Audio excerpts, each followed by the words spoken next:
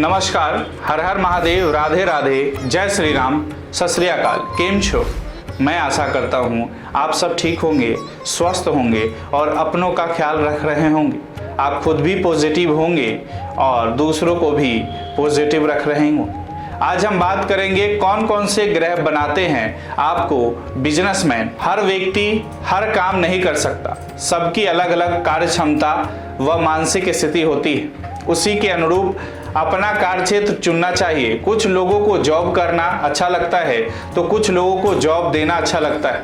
लोगों को आप जॉब तभी दे सकते हैं जब आप बिजनेस करेंगे, और बिजनेस में आप सफल तभी हो सकते हैं जब कुंडली में बिजनेस से संबंधित ग्रह भाव या योग प्रबल हो।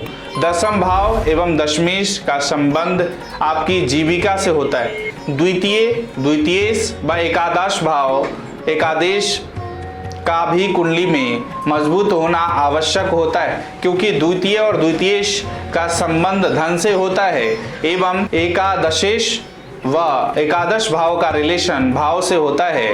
व्यापार में धन व लाभ का विशेष महत्व है।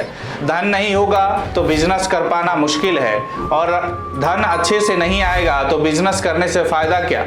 राशियों के हिसाब से जानिए क्या है आप में से सबसे बड़ी बुराई।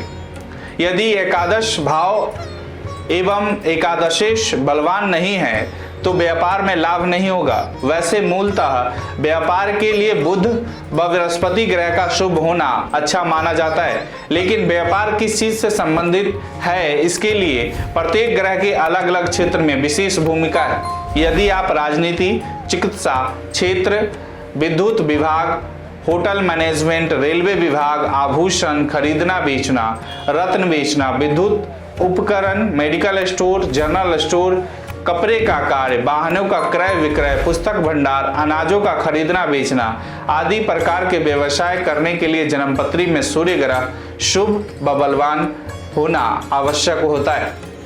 यदि आप बागवानी का कार्य, कृषि कार्य, तरल पदार्थों का कार्य, आयुर्वेदिक दवाओं का व्यापार, बिजली की दुकान, motor parts, petrol pump, cold drink, पानी, संगीत एकेडमी, होटल, रेस्टोरेंट, मिट्टी का कार्य, ठेकेदारी, किसी भी क्षेत्र में दलाली, केरोसिन ऑयल, प्रकाशन, दूध की डेयरी आदि व्यवसाय करना चाहते हैं तो कुंडली में चंद्रमा का बलवान होना बहुत जरूरी है।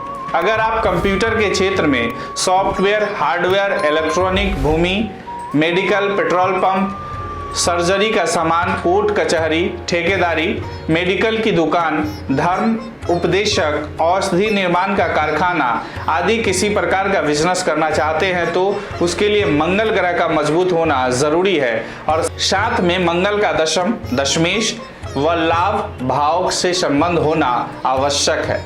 वहीं चौथी बात कर ले कि पर्यटन, टेलीफोन, तंबाकू, पान मसाला, कत्था, किमाम, पुस्तक के थोक विक्रेता, दूर संचार विभाग की ठेकेदारी, रेलवे के पाटों का कारखाना, चूड़ियों का व्यापार, कपड़े का व्यापार, हरी वस्तुओं का व्यापार, मार्केटिंग का बिजनेस तथा फर्नीचर आदि का व्यवसाय आपके लिए लाभप्रद रहेगा। इसके लिए बुध ग्रह का शुभ व ताकतवर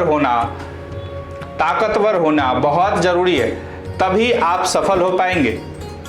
यदि आप संपादन कार्य, थोक विक्रेता, पूजन भंडार, पान की दुकान, मिठाई की दुकान, इत्र का कार्य, फिल्म मेकर, भूमि का क्रय व विक्रय, आभूषण के विक्रेता, पीली वस्तुओं का व्यापार, वक्ता, नेता, शिक्षा और शेयर आदि का व्यवसाय करना चाहते हैं तो गुरु ग्रह का कुंडली में मजबूत होना जरूरी है।